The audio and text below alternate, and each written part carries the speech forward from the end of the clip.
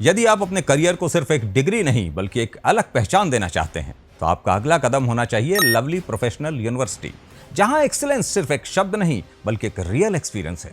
NAAC A++ की मान्यता, NIRF में 31st रैंक और 50 से ज्यादा देशों से आए स्टूडेंट्स के साथ आपको मिलता है ट्रूली ग्लोबल एक्सपोजर।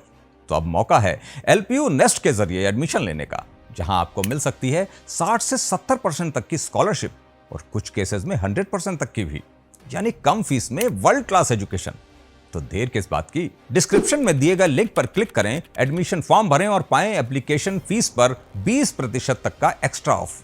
अभी अप्लाई करें और अपने फ्यूचर को अपग्रेड करें। लवली प्रोफेशनल यूनिवर्सिटी, यहीं से शुरू होगा आपका सक्सेसफुल टुमारो।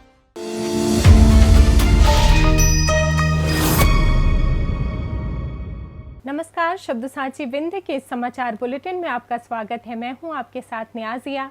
शुरुआत करते हैं हेडलाइन से। रीवा में सड़क हादसे में जैन धर्मगुरु माता का निधन, एक अन्य माताजी गंभीर रूप से घायल। रीवा में ई-फार्मेसी और भारी डिस्काउंट के विरोध में केमिस्ट हड़ताल पर मरीज परेशान।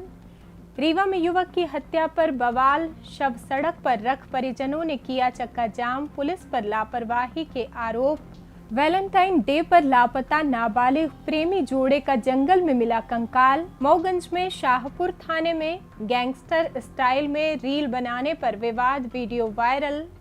सतना में थाना प्रभारी की गुंडागर्दी के खिलाफ यूथ कांग्रेस का प्रदर्शन। सतना में अस्पताल से बच्चा चोरी की कोशिश नाकाम, महिला की सतर्कता से बची जान। सतना में ट्रक ड्राइवर क्लीनर पर चाकू से हमला, बाइक छोड़ भागा चोर। मैहर में कुत्ता काटने से युवक की मौत, एंटी रेबीज इंजेक्शन भी नहीं बचा सका जान। मैहर में पान के बरेज में लगी भीषण आग, लाखों रुपए के पान जलकर खाक। सतना में सीए के घर 10 लाख की बड़ी चोरी, खिड़की की जाली तोड़कर घुसे 6 बदमाश। सीधी हाईवे पर वसूली गैंग का खुलासा, चौकी प्रभारी पर गंभीर आरोप।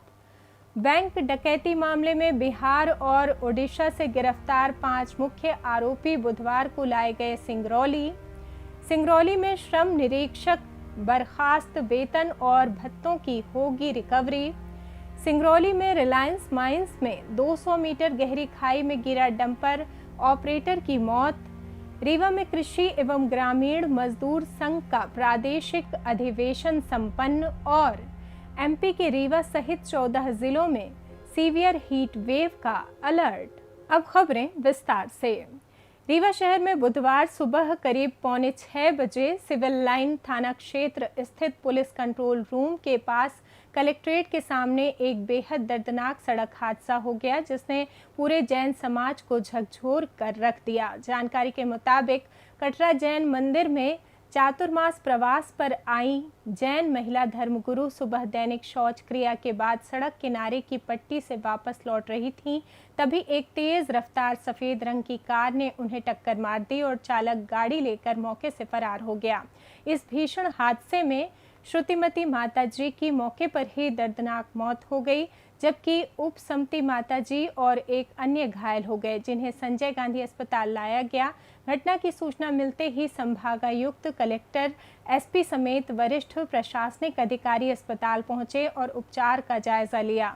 फिलहाल गंभीर रूप से घायल उपसमती माताजी का इलाज अस्पताल के आईसीयू में वेंटिलेटर पर चल रहा है, जहां डॉक्टरों की टीम उन्हें बचाने का हर संभव प्रयास कर रही है। वहीं पोस्टमार्टम के बाद जैन समाज के लोगों ने श्रुतिमती माताजी का पार्थिव शरीर कटरा स्थित जैन मंदिर में अंतिम दर्शन के लिए रखा। दोपहर बाद उन्हें समाधि दी गई। बता दें कि जैन समाज के विशेष आग्रह पर प्रवास के लिए सतना से रीवा आई धर्मगुरुओं के साथ हुए इस हादसे के बाद से पूरे शहर और जैन समाज में शोक की लहर है। पुलिस अधीक्षक गुरुकरण सिंह ने पूरे घटनाक्रम की जानकारी देते हुए बताया कि कार को जबलपुर से जब्त कर लिया गया है। देखिए, आज सुबह करीब 5:45 के बीच में जैन साध्वी और उनके साथ 3 लोग और वो जा रहे थे शौच के लिए, वहाँ से वापस आ रहे थे तो एक वाइट ऑल्टो कार से एक्सीडेंट हुआ।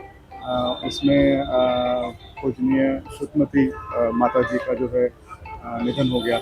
और उपशमती माता जी जो हैं वो क्रिटिकल हैं, उनकी जो ट्रीटमेंट चल रहा है। हाँ, देखिए हादसा जो है ये मेन रोड कलेक्ट्रेट के सामने का हादसा है और गाड़ी भी हमने चिन्हित करके पकड़ी। ये गाड़ी जो है जबलपुर के पास पड़ी। All India Organisation of Chemists and Druggists के आह्वान पर बुधवार को ई फार्मेसी द्वारा ऑनलाइन दवाइयों की बिक्री और भारी डिस्काउंट दिए जाने के विरोध में देशव्यापी हड़ताल शुरू कर दी गई है, जिसका व्यापक असर रीवा सहित विंध्य क्षेत्र के विभिन्न जिले में भी देखने को मिला। स्थानीय दवा विक्रेताओं ने राष्ट्रव्यापी बंद का समर्थन करते हुए अपनी दुकानें पूरी तरह बंद रखीं और पुरजोर विरोध प्रदर्शन किया, जिसके कारण आम जनता और मरीजों को दवाइयों के लिए भारी दिक्कतों और परेशानियों का सामना करना पड़ा, खासकर उन मरीजों को जिनकी डॉक्टरों द्वारा लिखी गई विशेष दवाएं चुनिंदा मेडिकल स्टोर्स पर ही मिलती हैं। हालांकि इस हड़ताल के बीच राहत की बात ये रही कि सभी प्रमुख बड़ी फार्मेसी चेन अस्पतालों के भीतर स्थित मेडिकल स्टोर, सरकारी जन औषधि केंद्र और अमृत फार्मेसी खुले रहे, जिससे आपातकालीन स्थिति में मरीजों को कुछ हद तक दवाएं उपलब्ध हो सकीं। अभी तक तो हमारे दवा व्यवसाय में केवल 6% ही ई फार्मेसी ले पाया है, लेकिन आगे चल के ये हमारी हालत ख़राब होने वाली है। और हमारे देश में 12,40,000 केमिस्ट हैं। 12,40,000 केमिस्ट के साथ लगभग 3 करोड़ परिवार जुड़े हुए हैं, क्योंकि उनके कर्मचारी भी जुड़े हुए हैं। तो ये 3 करोड़ परिवार की समस्या है, केवल हमारी समस्या नहीं है, 3 करोड़ परिवार की समस्या है। आज ये मानिए कि सांकेतिक हड़ताल है और शासन प्रशासन को, केंद्र सरकार को चिताने के लिए आज ये हमारे ऑल इंडिया ऑर्गेनाइजेशन ने ये निर्णय लिया है 1 दिवसीय हड़ताल का। यदि शासन प्रशासन नहीं चेता तो ये हम अनिश्चितकालीन हड़ताल पर जा सकते हैं। फार्मेसी से बहुत बड़ी दिक्कत है, पूरे समाज के अंदर नकली दवाइयाँ पहुँच रही हैं, जिसकी कोई जितनी प्रतिबंधित दवाइयाँ हैं वो पहुँच रही हैं। इधर सरकार में प्रतिबंध लगा रही है, हम लोगों को छोटी छोटी गलतियाँ देख के और उसको ऊपर दंडित करती है। और फार्मेसी में किसी तरह का मापदंड नहीं। दवाइयाँ नकली दवाई आएगी तो सस्ती तो मिलेगी।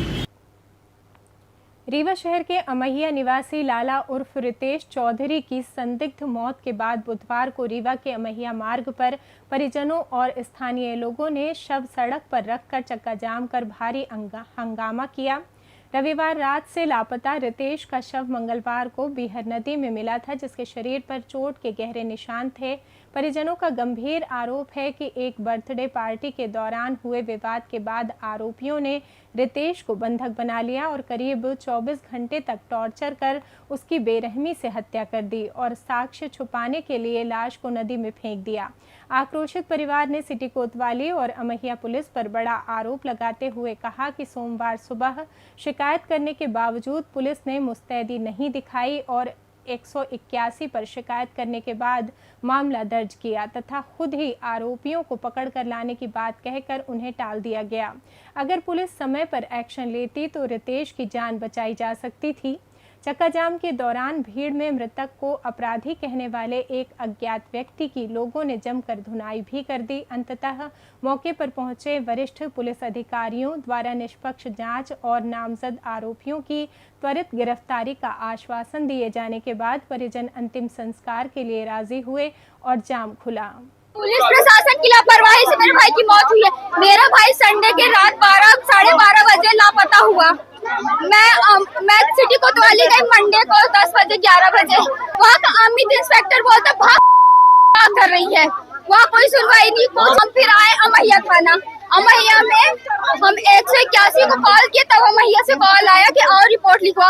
हम गए रिपोर्ट लिखवाने शाम को 5 बजे 4 बजे तकरीबन एसपी ऑफिस वगैरह से घूम के। तो आपको पता है क्या हुआ?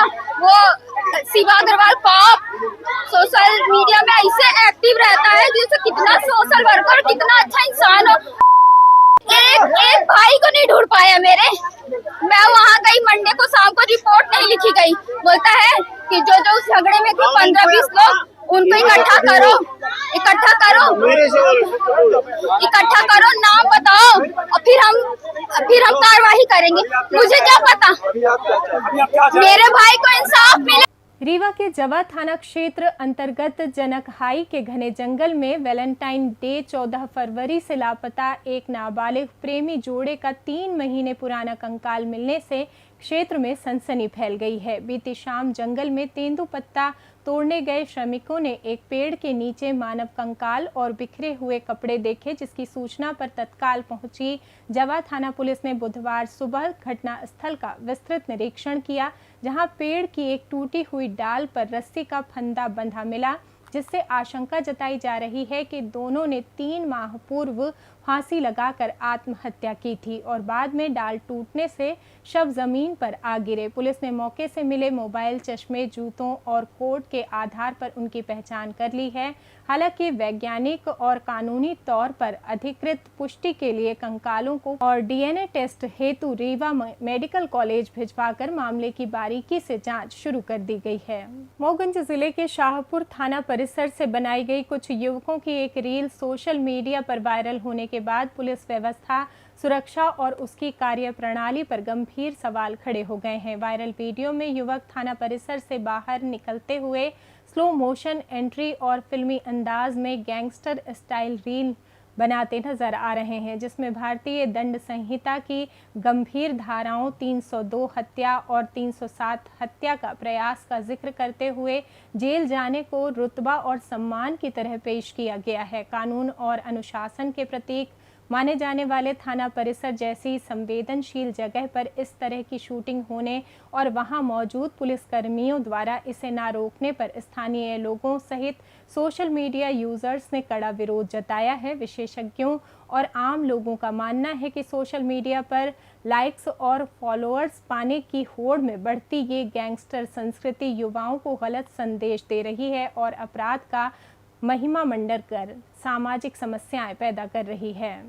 सतना जिले के सिंहपुर थाना प्रभारी द्वारा शिकायतकर्ता के साथ अभद्रता और मारपीट किए जाने के विरोध में बुधवार को युवक कांग्रेस कार्यकर्ताओं ने नागौद एसडीओपी कार्यालय का घेराव कर जमकर प्रदर्शन किया। प्रदर्शनकारियों के अनुसार सिंहपुर क्षेत्र के भेहाई निवासी संतलाल कुशवाहा 13 मई को अपने घर में हुए शादी समारोह के दौरान महिलाओं के आंगन में लेटते होने पर घर में जबरन घुसने वाले मंचलों द्वारा की गई मारपीट की शिकायत दर्ज कराने थाने गया था, लेकिन टीआई ने एफआईआर लिखने के बजाय संतलाल के साथ बेहद अभद्र व्यवहार किया और उसे इतना बेरहमी से पीटा कि उसके कान में गंभीर चोट आ गई। टीआई की इस तानाशाही कार्यप्रणाली से नाराज कार्यकर्ताओं ने दोषी पुलिस अधिकारी पर तत्काल कड़ी कार्रवाई की मांग करते हुए ज्ञापन सौंपा और न्याय न मिलने पर उग्र आंदोलन की चेतावनी दी। हालांकि बाद में वरिष्ठ पुलिस अधिकारियों द्वारा मामले की निष्पक्ष जांच और उचित कार्रवाई का आश्वासन मिलने के बाद ही हंगामा शांत हुआ। सतना के सरदार वल्लभ भाई पटेल जिला अस्पताल के गायनिक वार्ड से मंगलवार बुधवार की दरमियानी रात एक अज्ञात युवक द्वारा एक दिन के नवजात को चोरी करने का सनसनीखेज प्रयास विफल हो गया। दरअसल माडा टोला निवासी शिवानी चौधरी ने मंगलवार सुबह ही एक बच्चे को जन्म दिया था। रात करीब 10 बजे एक अज्ञात युवक वहां पहुंचा और बच्चे को दूध पिलाकर सुलाने की बात कहकर दूर से ही वार्ड पर नजर रखने लगा, जिसके बाद शिवानी के सोते ही उसने मौका पाकर रात करीब 2 बजे नवजात को चुरा लिया। आरोपी युवक बच्चे को एक झोले में डालकर डिलीवरी रूम के बाहर भागने की फिराक में था।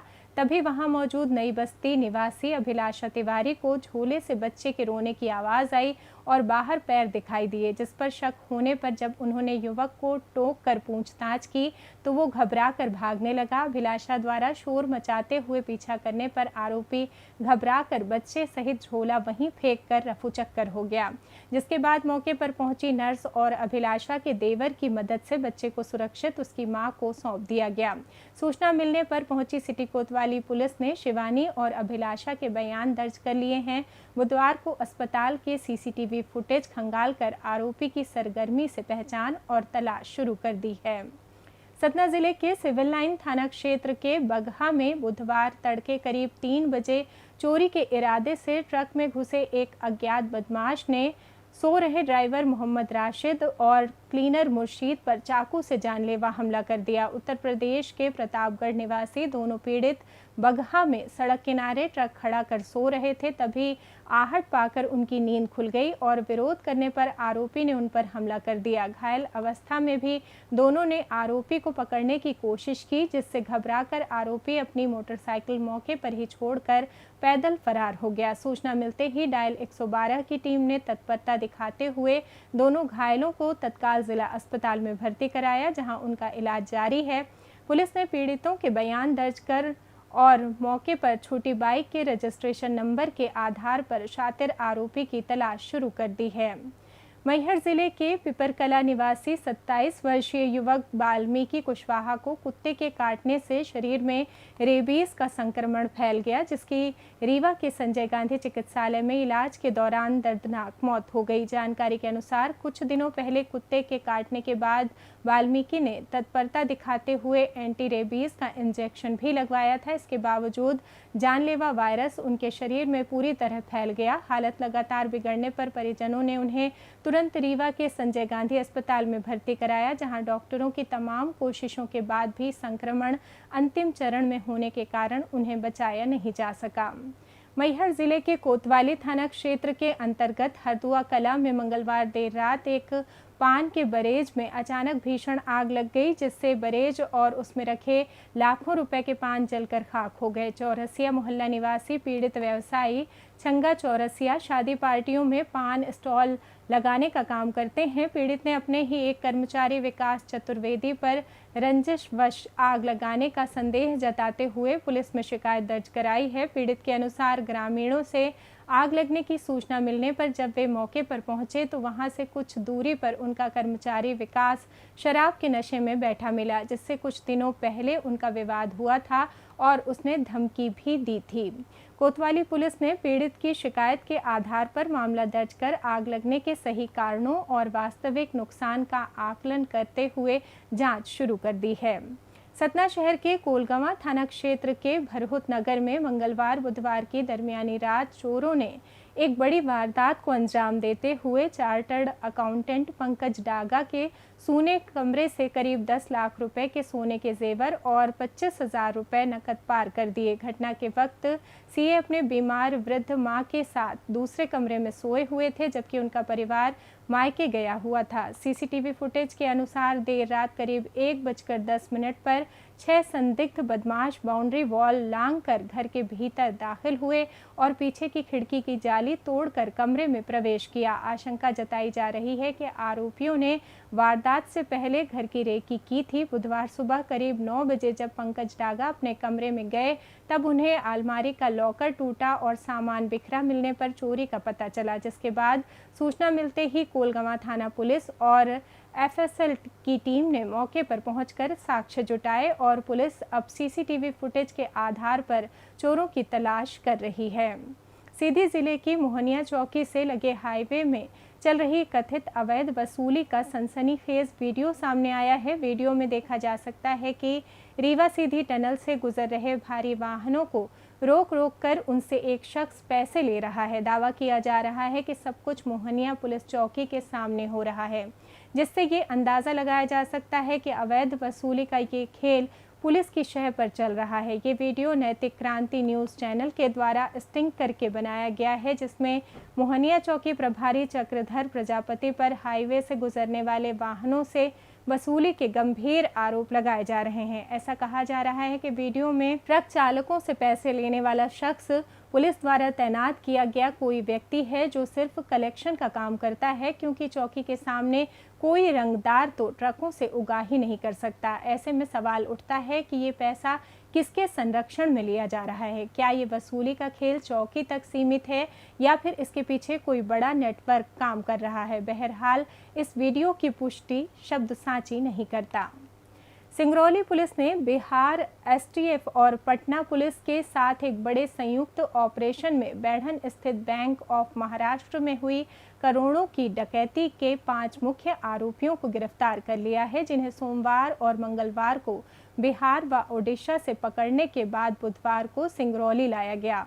पकड़े गए बदमाशों में प्रभाकर कुमार हरभजन और रवि नंदन कुमार चंदन शामिल हैं, जबकि 2 अन्य आरोपियों के नामों का खुलासा फिलहाल पुलिस ने नहीं किया है। ये सभी आरोपी गत 17 अप्रैल को उक्त बैंक से 15 करोड़ रुपए के जेवरात और 20 लाख रुपए नकद की सनसनीखेज लूट को अंजाम देने के मुख्य आरोपी हैं। सुप्रीम कोर्ट के एक महत्वपूर्ण फैसले के बाद शासन ने बड़ी अनुशासनात्मक कार्रवाई करते हुए सिंगरौली में पदस्थ श्रम निरीक्षक नवनीत कुमार पांडे की सेवा मंगलवार देर शाम तत्काल प्रभाव से समाप्त कर दी है। साथ ही उन्हें अब तक मिले वेतन और अन्य सरकारी लाभों की रिकवरी के आदेश भी जारी किए हैं। दिव्यांग कोटे के तहत हुई उनकी नियुक्ति प्रक्रिया और पात्रता को लेकर लंबे समय से विवाद चल रहा था, जिसकी लगातार मिल रही शिकायतों के बाद ये मामला हाई कोर्ट से होते हुए सुप्रीम कोर्ट पहुंचा था। न्यायालय के निर्देशों के अनुपालन में श्रम आयुक्त इंदौर संदीप जीआर ने ये कड़ा आदेश जारी किया है। रीवा, सीधी और कटनी जैसे जिलों में सेवाएं दे चुके और करीब 2 साल पहले ही सिंगरौली में पुनः पदस्थ हुए श्रम निरीक्षक पर हुई इस गाज से श्रम विभाग और प्रशासनिक महकमे में जबरदस्त हलचल मच गई है।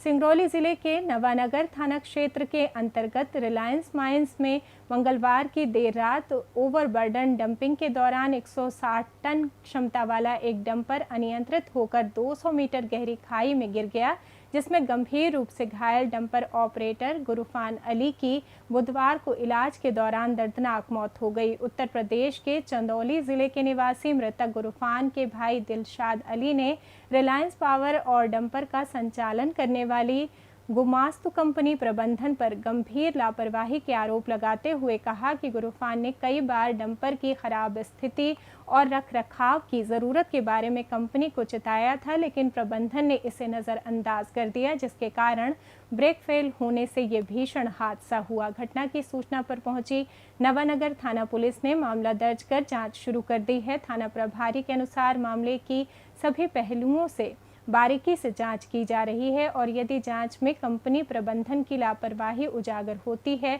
तो उनके खिलाफ नियमानुसार सख्त कानूनी कार्रवाई की जाएगी। रीवा के केशव मैरिज गार्डन में भारतीय मजदूर संघ से संबद्ध कृषि एवं ग्रामीण मजदूर संघ मध्य प्रदेश का त्रैवार्षिक प्रादेशिक अधिवेशन संपन्न हुआ, जिसमें प्रदेश के 26 जिलों से आए सैकड़ों प्रतिनिधियों की मौजूदगी में आगामी 3 वर्षों के लिए नई कार्यकारिणी का चुनाव किया गया। इस नए गठन में गुना के लल्ला सिंह तोमर को प्रदेश अध्यक्ष, शहडोल के विक्रम सिंह को कार्यकारी अध्यक्ष, उमरिया के प्रदीप सिंह बघेल को महामंत्री, रीवा के अनिल त्रिपाठी को संयुक्त महामंत्री और रीवा के ही सुरेंद्र सिंह सेंगर को कोषा अध्यक्ष चुना गया। अधिवेशन के उद्घाटन सत्र में मुख्य अतिथि भारतीय मजदूर संघ के प्रदेश अध्यक्ष संजय सिंह और अखिल भारतीय महामंत्री ब्रिजेश सिंह ने देश में कृषि मजदूरों की बढ़ती संख्या और उनके पलायन व कल्याणकारी योजनाओं के ज़मीनी क्रियान्वयन न होने जैसी समस्याओं पर गहरी चिंता व्यक्त करते हुए संगठन को मजबूत बनाने पर जोर दिया। इसके साथ ही कार्यक्रम के विभिन्न सत्रों में पिछले 3 वर्षों के आय व्यय पत्रक को मंजूरी दी गई। मजदूरों की समस्याओं के निराकरण हेतु 5 महत्वपूर्ण प्रस्ताव पारित किए गए और अंत में नवनियुक्त पदाधिकारियों के सम्मान व सहयोगियों के आभार प्रदर्शन के साथ इस सफल अधिवेशन का समापन हुआ। मौसम की बात करें तो मध्य प्रदेश में सूरज के तीखे तेवरों के साथ ही भीषण गर्मी ने लोगों को बेहाल कर दिया है, जिसके चलते मौसम विज्ञान केंद्र भोपाल ने रीवा, सीधी, सिंगरौली, मऊगंज और सतना सहित प्रदेश के 14 जिलों में सीवियर हीट वेव का ऑरेंज अलर्ट जारी किया है। वर्तमान में रीवा जिले में चिलचिलाती धूप के कारण अधिकतम तापमान 44 डिग्री सेल्सियस तक पहुंच गया है, जहां दिन के साथ साथ रातें भी बेहद गर्म रिकॉर्ड की जा रही हैं और फिलहाल बारिश की कोई संभावना नजर नहीं आ रही है। मौसम विभाग के पूर्वानुमान के मुताबिक अगले 2 से 3 दिनों तक समूचे विंध्य और बुंदेलखंड क्षेत्र में झुलसाने वाली गर्मी हवाओं का ये प्रकोप इसी तरह जारी रहेगा और पारे में अभी 2 से 3 डिग्री सेल्सियस की और बढ़त देखी जा सकती है। ऐसे में प्रशासन ने नागरिकों को दोपहर 12 से शाम 4 बजे के बीच बेहद सावधानी बरतने और अति आवश्यक होने पर ही घरों से बाहर निकलने की सलाह दी है। इसी के साथ ये समाचार बुलेटिन समाप्त हुआ। कल फिर मिलेंगे नई खबरों के साथ। जुड़े रहिए शब्द साची विंध्य से, और विंध्य से जुड़ी तमाम खबरों के लिए हमारे चैनल को सब्सक्राइब कर दें। वीडियो को लाइक करें, शेयर करें और बेल आइकॉन दबाना ना भूलें। अपने आसपास की खबरें हम तक पहुंचाने के लिए स्क्रीन पर दिए नंबर पर आप संपर्क भी कर सकते हैं। धन्यवाद।